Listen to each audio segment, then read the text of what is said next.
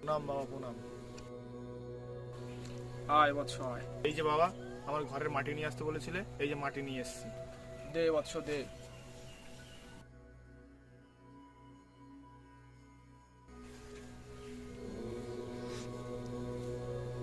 তোর ঘরের মাটি দেখে যা বুঝলাম, তোর জীবনে অনেক কষ্ট আছে। তোর বাইরের লোকের কোনো দরকার নেই, তোর সব থেকে কাছের মানুষই তোকে ধোকা দিচ্ছে। আমি যা দেখতে পাচ্ছি, তোর বউ তোর পেছনে চক্রান্ত করছে। তুই আর বেশি দিন বাঁচবি না। তোর বউ তোর চায়ে বিষ মিশিয়ে তোকে মারার প্ল্যান করছে। তুই ছাড়া তোর বউয়ের আরো দুজন পরপুরুষের সাথে সম্পর্ক আছে। তোর বাচ্চাটা তোর না, ও বাচ্চা অন্য কারো। আরে বৎস, হাসছিস কেন? বাবা, তাড়াতাড়িতে আমার বাড়ির মাটি আনতে ভুলে গেছি। ওটা তোমার বাড়ি।